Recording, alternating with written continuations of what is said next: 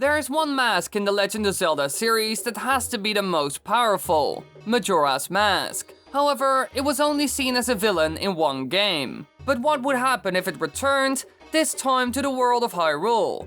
Well, let's find out.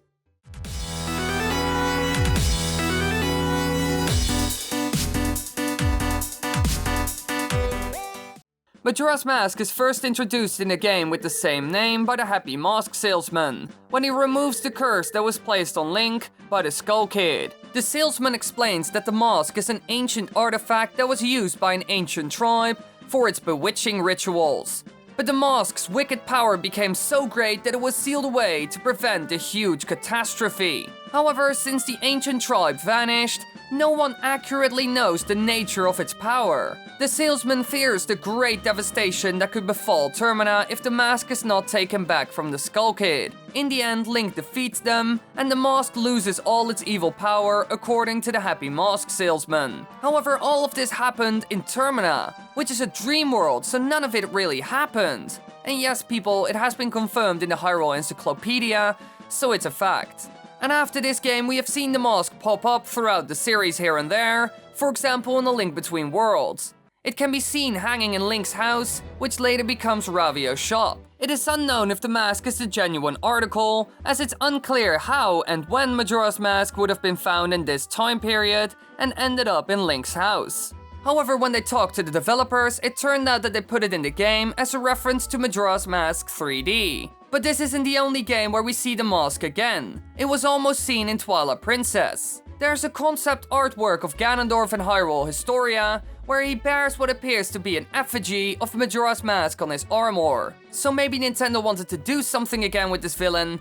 However, what could they do with it? We know that it probably hasn't lost its power, and it did really exist, because Link came into the dream world after he was knocked off his horse at the start of Majora's Mask. So it's somewhere out there in the world. Now the big question is, what could happen? Well, let's first see what could happen if Ganondorf and Majora's Mask would come together in one game. They added it in the concept art for Twilight Princess, so maybe they wanted to do something interesting with these two. Now one question we need to consider is who is stronger, Ganondorf or Majora's Mask? The reason why we need an answer to this is because it will decide who the main villain is and the one who is completely in charge. Well, Link defeated Majora without the Master Sword, and he only had a normal sword, and his best weapon is the Light Arrow. Now Ganondorf with the Triforce of Power can only be killed by the Blade of Evil's Bane or the Silver Arrows. Both are extremely powerful. So out of the two, Majora would most likely be the weakest, although we didn't really know how powerful it really was. Now if this was the case, then we can already understand what kind of dynamic it would be between these two villains. We have seen a similar relationship in Twilight Princess. Ganon, who was cast into the Twilight Realm by the sages after his failed execution,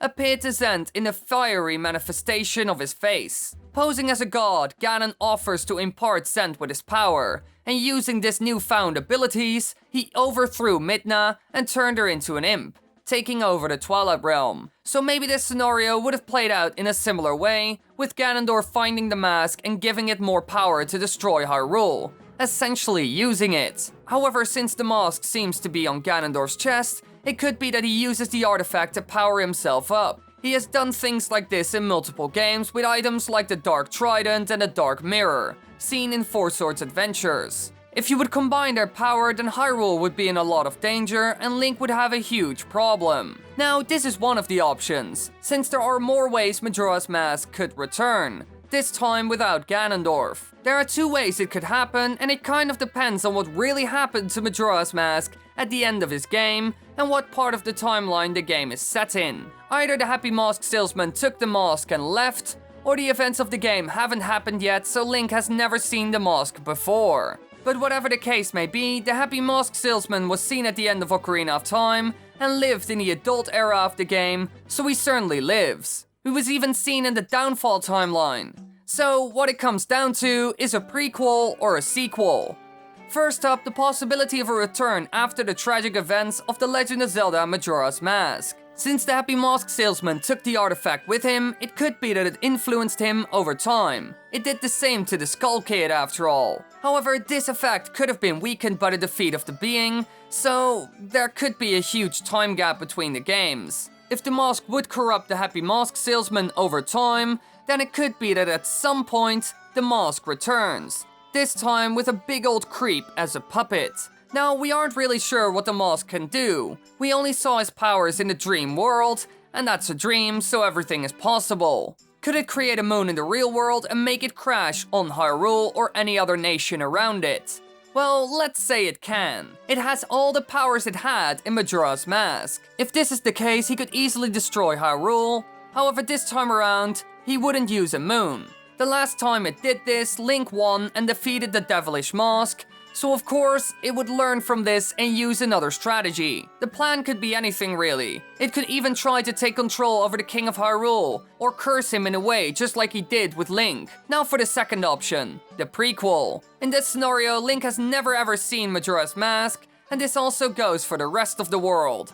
Now, according to the Happy Mask Salesman, he went through great lengths to get it since it was sealed away. However, we aren't sure where he got it from, so maybe somebody found the mask before him. If this is the case, then a prequel is possible. Anyone could find this evil artifact, so who knows what will happen. Almost anyone who comes across it won't be strong enough to resist its evil power. The person would be mind controlled just like the Skull Kid. It needs a puppet after all. However, I don't expect a prequel. This is mostly because it wouldn't make sense. In The Legend of Zelda Majora's Mask, Link didn't recognize the artifact at all. It was all new to him, and he didn't really know what to expect. However, it could work in a different timeline, where Link never saw this great evil. Or maybe a different incarnation of Link that has to take on this dark mask. Because of the different timelines, a lot is possible. We could even see the Happy Mask Salesman and Majora's Mask in another timeline, since we know this creepy man survived in every single one. So maybe Nintendo will bring back this old villain. Let's hope so at least. Thank you for watching everybody, I hope you enjoyed. If you want to watch more videos, click the annotations on the screen right now. And be sure to click that little subscribe button with the bell, then you get all the notifications. Yay!